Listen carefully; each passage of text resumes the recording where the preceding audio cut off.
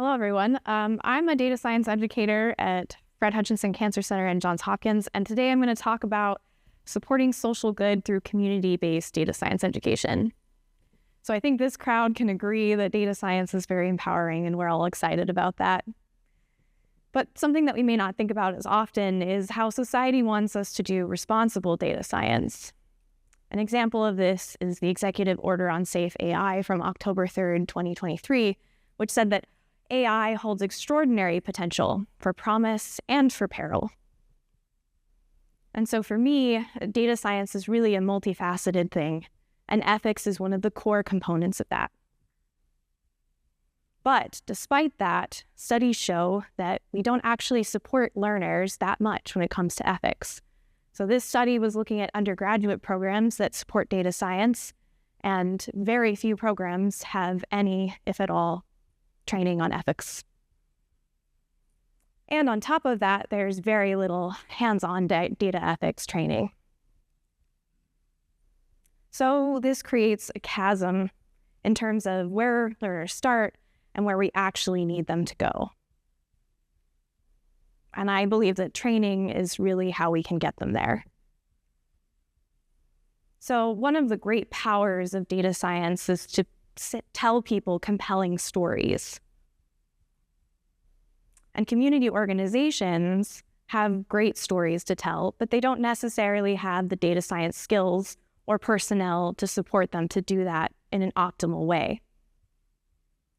So, for example, a program that supports youth could say simple statements about how they do that, but backing it up with quantitative and qualitative data, like giving 200K to youth or Hard Smiles Saved My Life, that tells a better story. And data stories are empowering to community-based organizations because they can help them justify additional funding, encourage more participants to be a part of the organization, advocate for the change that they're trying to support, and they can help them to identify internal improvements. So CBOs similarly start with this chasm where they need to be. And data storytelling can go wrong. We know that we can distort data and tell things in a way that we maybe shouldn't. So here's an example of a comparison between two towns, looking at the percentage of population with access to state drinking water. And this truncated access on the y-axis makes it seem like there's a much bigger change or difference between these two towns. So we were left with maybe wanting to try an experiment. How could we train students in more ethical, conscious practice and also empower community organizations? How could we get community organizations with data science students to work together to tell data-empowered stories? So we embarked on this experiment, myself and Ava Hoffman is in the audience, and another colleague, Michael Rosenblum, to create a course called the Baltimore Community Data Science course, or lovingly BCDS, at the Johns Hopkins Bloomberg School of Public Health.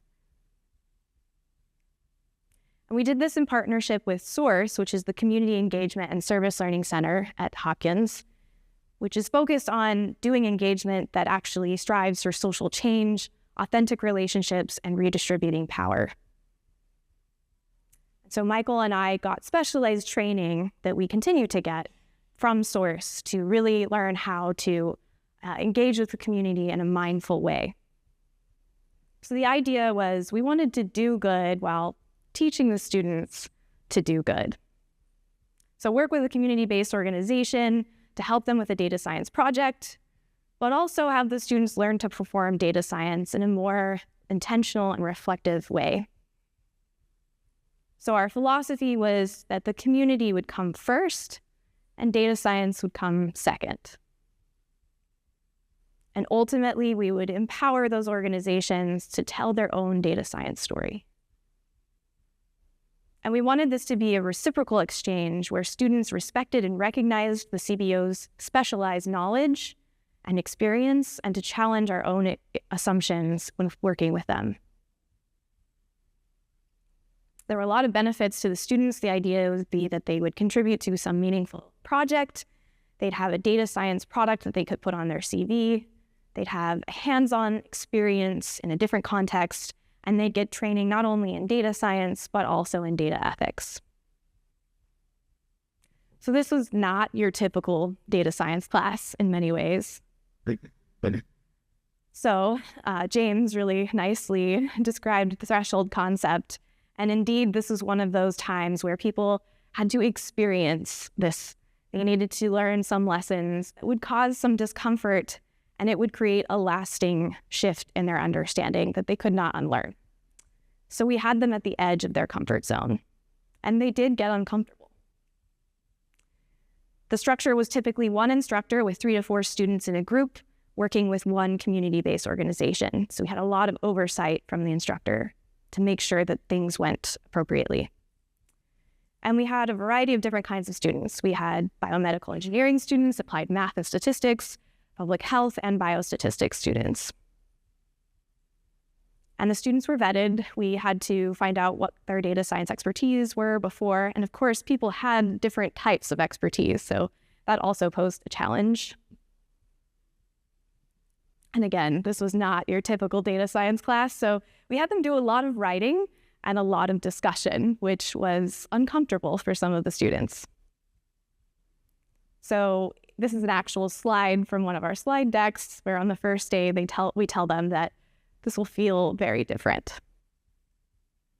And the class structure looks like this. It's a 16-week course, and we spend a lot of time preparing the students to work with the community before we let them do so. Then we have them work on the project and have them think about sustainability. So the first week, we talk about the historical and current context of Baltimore and Johns Hopkins in the community. It's important that the students learn about the context of who they're working with. Then we have them learn about critical service learning, the idea that we're not doing typical community service. This is a different type where we're really reflective on our potential impact long-term. And this involves critical reflection. So they need to learn this process of considering our perspective and assumptions and where it comes from. And sustainable design. We want to create change that lasts. We don't want to create a product for a CBO, leave them, and they can't use it. And also think about things like data privacy, security, transparency, so practices that would support the students to do this in a safe manner. And then, and only then, are the students allowed to work on the projects. So this is really about making a commitment, because we have to produce something that's useful for the community organizations. And so we spend a lot of time talking to the organizations ahead of time to make sure that this is actually feasible. And we've done this for 2 years. We've worked with a variety of organizations. The first year, we worked with a program called Heart Smiles, which does leadership opportunities for underserved youth. The No Boundaries Coalition, which was working on a narrative on gun violence. And the Baltimore Transit Equity Coalition, which works for equitable access to public transit.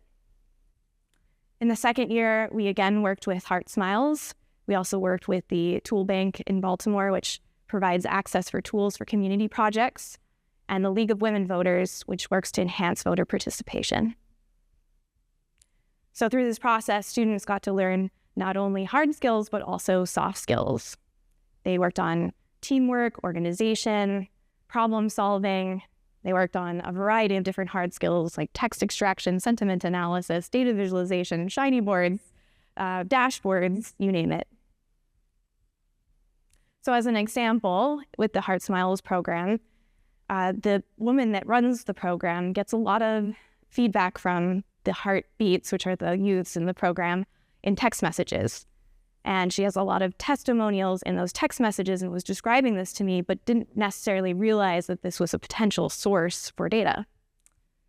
So we discussed that she could take screenshots of them and we could extract the text and do sentiment analysis.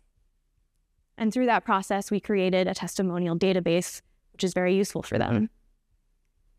And so now they can easily find the testimonials that they might want to share, and they can have numbers like this to show how many positive testimonials they have. And we didn't tell them to add this to their website. This is something they did on their own, which was really exciting. So through this process, we learned 5 major lessons. The first one is that context really matters, especially in a place like Baltimore. There's a long history of structural racism, and that impacts the way things work today. And our students need to know that. Many of our students, it's the first time that they're learning about it. They may be from outside the United States, or they may be from some part of the US that has a different experience. And this context leads them to more appropriately work with our CBOs.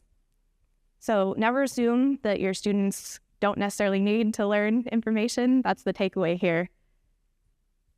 Number 2 is that people come first. So data science products need to meet people where they are, and they need to meet their actual need. And it's about what's useful to the CBO. It's not about what's cool for the students to work on, which was also a source of tension. So students often wanted to create something more exciting that would involve more infrastructure that the CBOs would need to learn. So for example, developing an LLM is not necessarily the first thing that's a priority for the CBOs. So this requires flexibility, and and we have to be flexible and ready for changes. Next is critical reflection.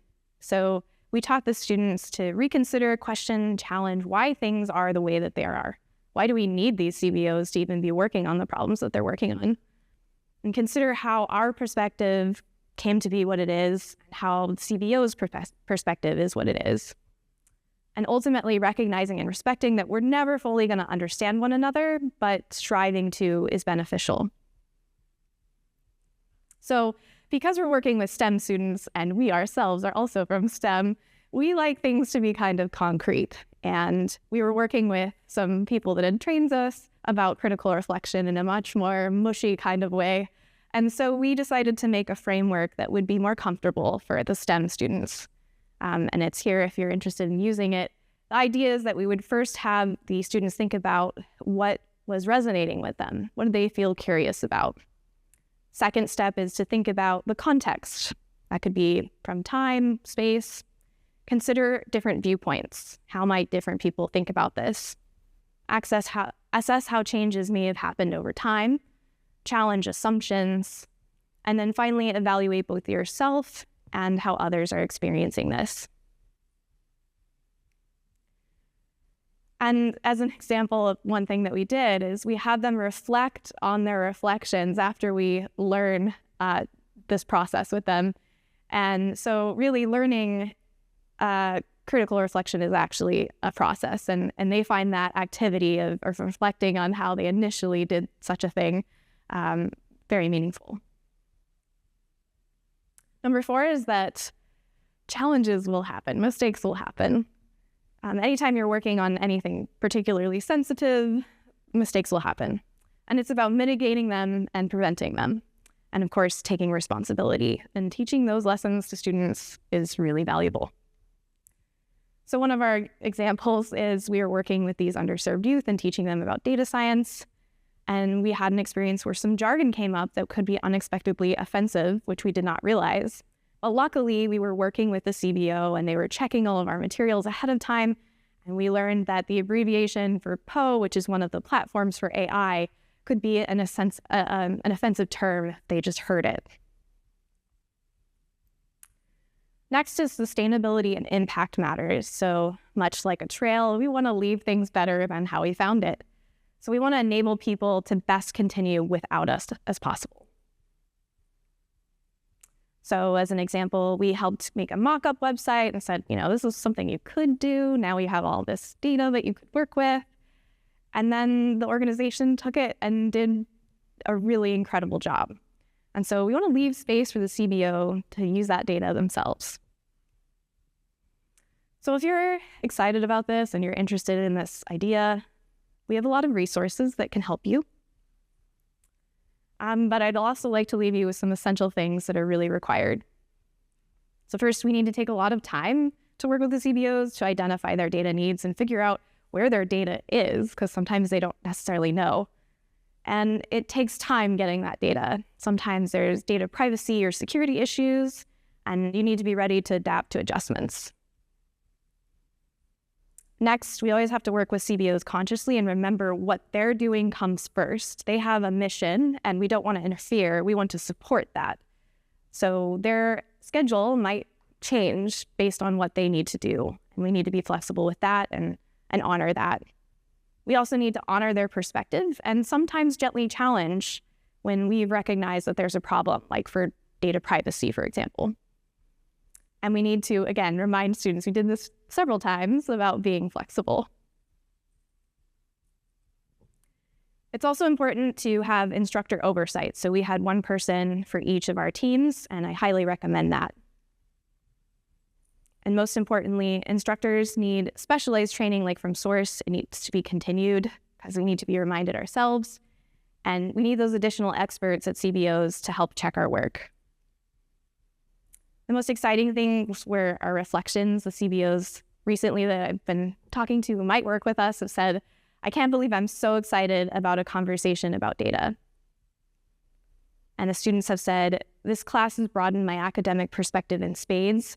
I've done more reflection in this class than I've probably done in my entire academic career to date, which I find both wonderful and horrifying. So my call to action here is that we need more responsible data scientists. And so we can all do more. We can consider how our data science teaching can inform students more broadly. We can use examples and data sets that inform our students. We can consider using community data to help with our teaching. We can consider teaching about reflection for our students. And we can always reflect more on our own work. And I lost charge, but I think that was a nice moment.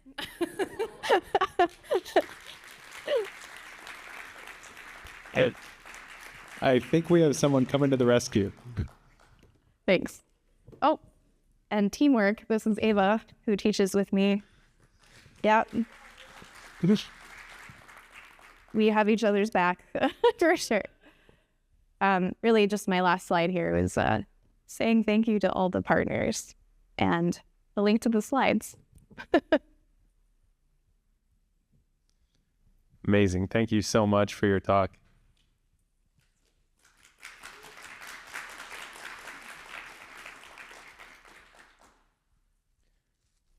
So we definitely have questions from the virtual audience. So the first one, this seems like work you care a lot about, and also a lot of work for you organizers. So how do you protect yourself from overextension and burnout? Oh my gosh, starting with the hardest question. Absolutely. We really definitely care about this work. It's probably one of the most meaningful things I've ever worked on. And so in that respect, it gives back to me. Like, I feel energized by it. But I do have to be careful and think like, oh, because sometimes I'm like, I can make this so much better. I could spend 6 hours on this. That's fine, you know? And I have to remind myself, like, no, I let the students do their thing, and the CBOs, I have to have a time limit, and that's as good as we get. Awesome. And it does look like a lot of content for 16 weeks. Do you have any tips on how to decide what you include and what you don't include in that time period? Yeah, that's a great question too. It is very challenging. Certainly we prioritize the reflection and the, learning exactly how we want to engage with the community. The data science components, we have a big resource on our page, which you can see if you go to our website. So people can access resources specific to their project. So not everyone is making a Shiny app, for example. And if they are, they can find the resources for that. Right. A bit about like the operational aspect about students entering the class. So how do you assess students' data science skills before the class? Yeah, so we have to talk to each one of them individually.